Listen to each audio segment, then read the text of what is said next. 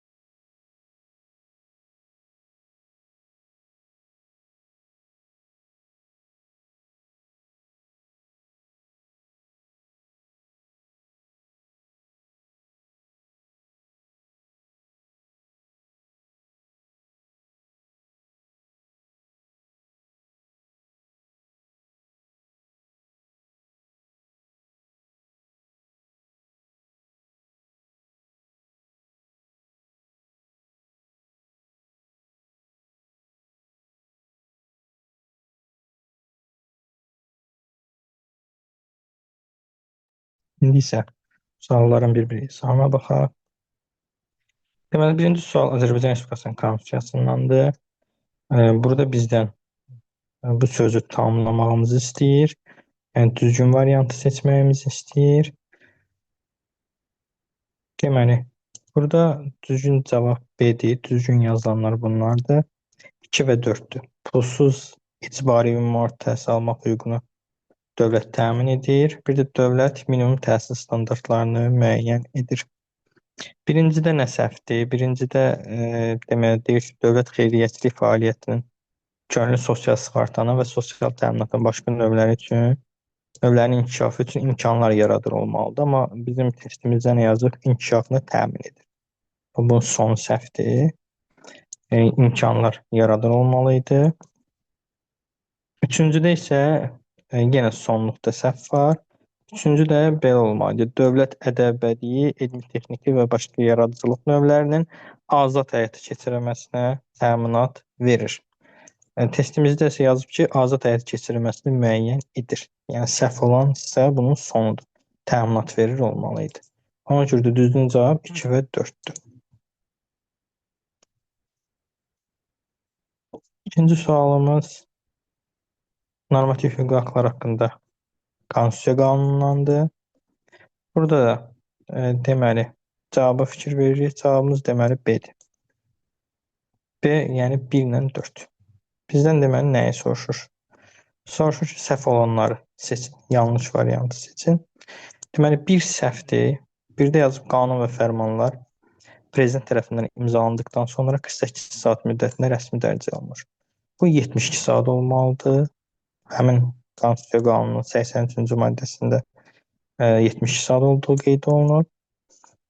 Sonra bir də dördüncü səhvdir. Dördüncüdə isə deyir ki, səlahiyyətli dövlət orqanlarının rəsmi nəşr orqanlarına daxil olmuş bütün normativ hüquq haqlar onların daxil olduğu gündən 5 gündən gec olmayaraq dərc edilməlidir. Burada da bütün sözü səhvdir.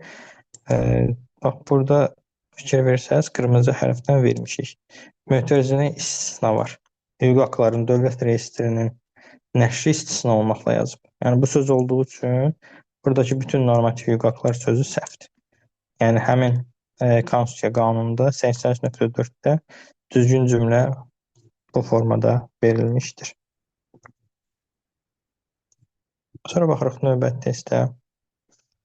Növbəti test etik davranış qaydaları haqqında qanunlandır. Burada etik davranış üzrə vəkilin səlahiyyətlərini seçməyi bizdən istəyir. Son imtahanlarda dövlət orqanı rəhbərinin səlahiyyəti ilə etik vəkilin səlahiyyətini bir-birinə uyğunlaşdırırlar və ya fərqini istəyirlər. Yəni bu da həmin suallardan biridir. Deməli, burada icra hissəsinə baxarıq. Etik vəkilin burada qeyd olunan səlahiyyətlərini yazıb, bir də orqan rəhbərinin oxşar olanları yazıb ki, bunları biz müqayisə edək. Deməli, bizim üçün doğru olan burada olacaq 1, bir də 5 düzgün cavabdır. 1, bax burada göstərilib, maddəsinə vermişik. Bunu baxıb yaza bilərsiniz. Bir də 5. 5-ci isə burada qırmızı hərflə göstərilir ki, burada var. Bu belə. Yəni, bu ikisi düzgün cavab. Bizi burada çaşdıra biləcək əsas məqamlardan məsələn biri bu profilaktika məsələsidir. Çünki bu hər ikisində də var. Həm orqan rəhbərində var, həm də etik müvəkkildə var. Burada ikincidə yazıb ki, etik davranış qaydalarının pozulmasının qarşısının alınması və profilaktika üzrə tədbirlər görülür. Bu etikə aid, etik müvəkkilə aid deyil. Bu orqan rəhbərinə aiddir. Bax, orqan rəhbərinin səlahiyyətlərinə baxsaq, 21.2.6-da yazıb. Düzdür, etik müvəkkildə də var, amma cümlə o tipdə deyil. Cümlə belədir. Etik davranış qaydalarının pozulmasının qarşısının alınması istiqamətində profilaktik tədbirlər görülür. Bizdə isə testdə necə vermişdi? Pozulmasının qarşısının alınması və profilaktikası üzrə tədbirlər görür. Bu cümlə orqan rəhbərinin səlahiyyətinə aiddir. Və etikdəki isə gördüyünüz kimi ona oxşasa da həmin cümlə deyil. Ona görə də biz bunu götürməyəcəyik. Burada əsas çaşdırıcı məqam bu idi. Qalan bu digər hansı ki kənar variantlar var. Onlar da dövlət orqanının səlahiyyətinə aiddir. Üçüncü və dördüncü. Üstdə deyir ki, intizam məsuliyyətinə cəlb etmək üçün tədbirlər görülür. İntizam məsuliyyətinə cəlb edən orqan rəhbəri olduğu üçün biz bilməliyik ki, bu orqan rəhbərinin səlahiyyətidir, etik müvəkkilin yox. Dördüncü də eyni ilə burada dövlət orqanının ictimai etimadının artırılması üçün tədbirlər görülür. Belə bir söz var. Bu da bütövlükdə bu cümlədə aiddir orqan rəhbərinin səlahiyyətinə. Ona görə də burada düzgün cavabımız olacaq bizim 1 və 5. Yəni A variantı. Sonra dördüncü testimizə baxarıq. Dördüncü testimiz əmək məcəlləsindəndir, sadə bir testdir. Burada qeyd olunub ki, 6 günlük iş həftəsində həftəlik norma 24 saatdırsa gündəlik nə qədər olmalıdır? Cavab 4 saat olacaq. Həmin qaydanı isə burada vermişik, baxa bilərsiniz. 40 saat olanda gündəlik 7 saatdan, 36 olanda 6, 24 olanda isə 4 saatdan çox ola bilməz. Ona görə də cavabımız 4-dür. Sonra 5-ci testə baxırıq. 5-ci test isə inzibati və yardımçı vəzifələrin təsnifat toplusundandır. Burada hansı təsnifata aid olduğunu bizdən soruşur. Yəni bizim bilirsiniz ki, qaydamız var kitab əsasən. Məsələn, ona uyğun onu tapacağıq. Uyğunsuzluq deyirsə, yəni yanlış cavabı bizdən istəyir. Məsələn, Naxçıvan Baş Nazirinin müşaviri 4-cü təsnifat yazıb. Bu düzgündür. Biz belə götürürük ki, mütəxəssisdən bir aşağıdır da müşavir və köməkçi. Naxçıvan Nazirlər Komiteti 2-ci kateqoriyadır. Orada məsləhətçini tapanda üzərinə 3-ünü gəlirik, 5-ci təsnifat eləyir. Məsləhətçi 5-dirsə, deməli Nazirlər Komitetinin rəhbərinin müşaviri, yəni baş nazirin müşavirinin olacaq, 4-cü təsnifat olacaq. Ona görə bu düzgündür. Nazirlər Kabinetində aparat rəhbəri. Nazirlər Kabineti ali kateqoriyadır. Aparat rəhbərini tapanda üstünə sıfırını gəlirik. Ali plus 0 eləyəcək ali təsnifat. Deməli, bu yanlış cavabdır. Burada 1 yox, ali olmalıydı. Ona görə də testin düzgün cavabı budur. Çünki bizdən uyğunsuzluq istəyirdi, yanlış istəyirdi. Cavab budur. Digərlərində baxaq. Hesablama Palatasının sədrinin köməkçisi yenə eyni qayda ilə tapaq. Hesablama Palatası 1-ci kateqoriyadır. Burada məsləhətçi mütəxəssis 1+3 4-cü təsnifatdır. Köməkçini tapanda ondan 1 çıxırdıq. O da eləyəcək neçənci təsnifat? 3-cü təsnifat. Deməli, bu da düzgündür. Prezident administrasiyasının rəhbərinin köməkçisi, prezident administrasiyası ali kateqoriyadır. Orada məsləhətçi ali plus 3-cü təsnifatdır. Və deməli, administrasiya rəhbərində köməkçisi necə olacaq? 3-dən 1-ini çıxacaq, eləyəcək 2-ci təsnifat. Ona görə bu da düzgündür. Burada yanlış cavab olacaq B variantı. Daha doğrusu yanlış verilən, uyğunsuz verilən. Ona görə də biz cavab olaraq B-ni götürəcəyik. Qalanları düzgündür. Sonra 6-cı testimiz situasiya tipli testi, informasiya əldə etmək haqqında qanunlandır. Burada qeyd olunub ki, A qismən dövlət mülkiyyətində olan qeyri-kommersiya təşkilatıdır. Qeyri-kommersiya təşkilatına daha doğrusu A informasiya sorğusu ünvanlayaraq özünün sahibkarlıq fəaliyyətini həyat keçirmək üçün müəyyən məlumatların ona verilməsini xahiş etmişdir. Deməli, A adlı şəxs qismən dövlət mülkiyyətində olan qeyri-kommersiya təşkilatına sorğu ünvanlayıb ki, özünün sahibkarlıq fəaliyyətini keçirmək üçün müəyyən məlumatları versin. Araşdırma zamanı məlum olur ki, A-nın tələb etdiyi informasiya təşkilatda yoxdur. Amma eyni zamanda həmin informasiyanın hansı dövlət orqanında olması təşkilata məlumdur. Deməli, informasiya əldə etmək haqqında qanuna əsasən düzgün cavabı biz seçməliyik. Burada 23-cü maddəyə baxacağıq bunun cavabını bilmək üçün.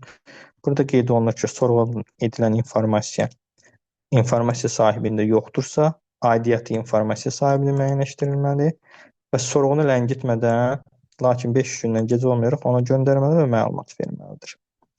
Amma bizə əsas lazım olan məsələn 23.2-dir.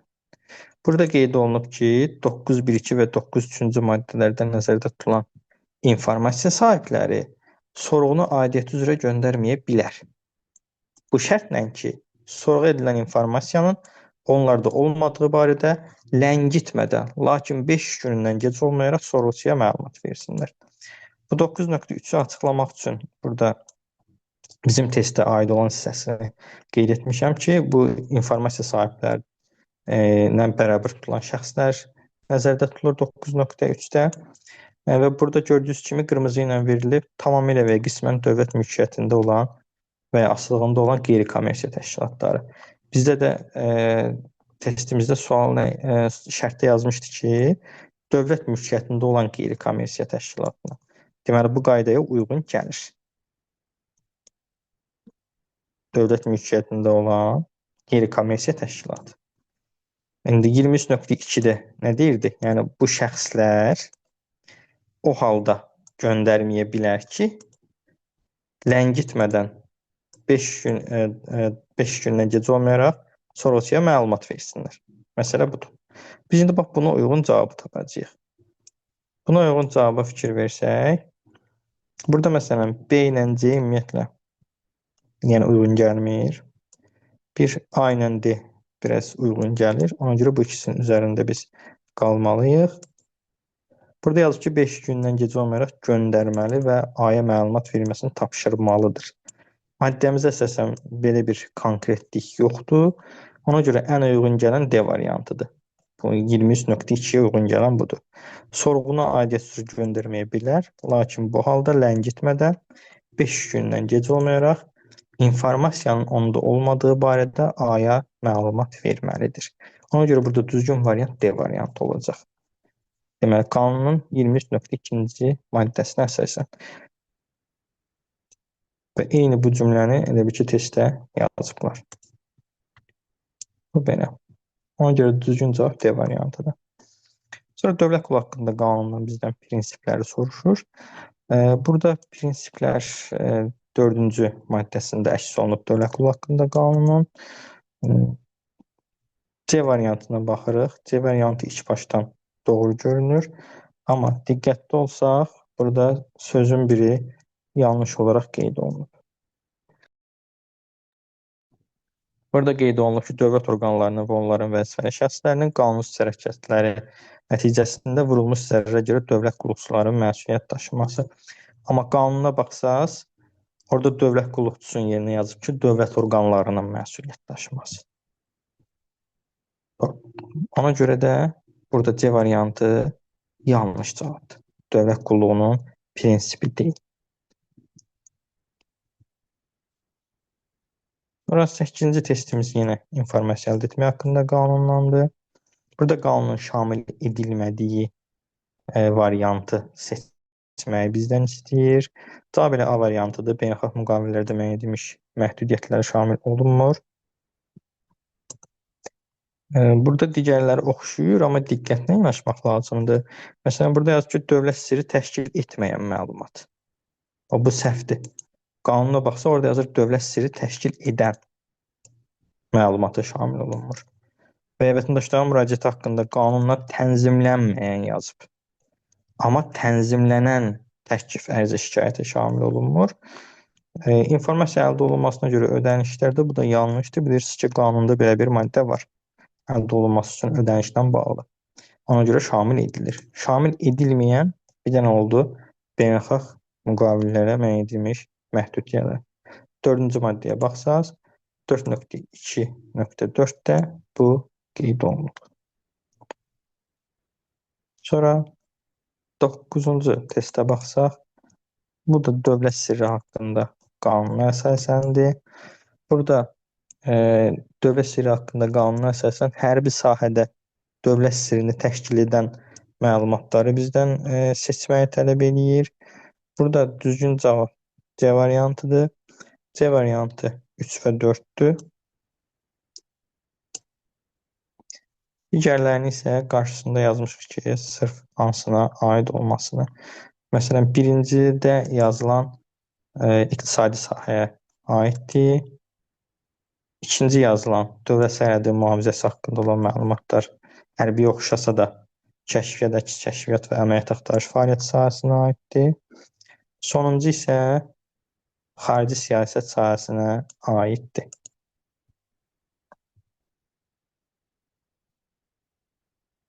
Amma burada biraz cümləni açığı tam yazmayıb. Tam yazsaydı daha yaxşı olardı. Nümunə üçün 5.3.2-ni tam olaraq burada vermişik ki, özünüzdə baxasınız. Çünki burada cümləni yarımçıq yazıblar. Amma normalda bu tam olmalıdır. Yəni bu cümləni bölmək olmaz əslində. Amma cavab sadə bir şəkildə çıxır ki, 3 və 4. Sonra digər testə baxaq. 10-cu testdə situasiya tipli bir sualdır. Əmək məcəlləsinə əsasən hazırlanıb. Burada qeyd olunur ki, Pərvin hər dəfə qan komponentlərini donor olaraq pulsuz verir. O 06.01.2025-ci il tarixində qan verdikdən bir həftə sonra əlavə istirahət gününün verilməsi barədə işə götürənə ərizə ilə müraciət etmişdir. İşə götürən həmin tarixdə vacib işlərin olması səbəbilə ərizəni təmin etməmişdir. Bunun üçün biz Əmək Məcəlləsinin 104-cü maddəsinin 3-cü hissəsinə baxmalıyıq. Orada qeyd olunur ki, hər dəfə qan və qan komponentlərini pulsuz verən donorlara orta əmək haqqı saxlanılmaqla əlavə istirahət günü verilir. Həmin istirahət günü donorun arzusu ilə 10 illik məzuniyyətinə əlavə edilə və il ərzində istənilən vaxtda istifadə edilə bilər. Burada maddə belədir. Ona görə də biz bu cümləyə yaxın maddəni seçəcəyik. Bunun da ən düzgünü D variantıdır. Pərvinə orta əmək haqqı saxlanılmaqla əlavə istirahət günü verilməli idi. A ilə B onsuz da aid deyil, heç gəlmir. Bir C ilə biraz qarışdırmaq olardı ki, burada yazıb ki, istirahət günün illik məzuniyyətinə əlavə etməli idi. Amma burada yanlış olan nədir? Öz mülahizəsinə görə.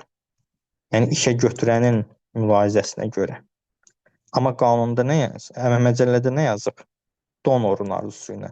Yəni Pərvinin arzusu ilə illik məzuniyyətinə əlavə edilə bilər. İşə götürənin mülahizəsinə görə yox. Ona görə də səhvdir. Ona görə də ən düzgün variant D variantıdır. Əlavə istirahət günü verilməli idi.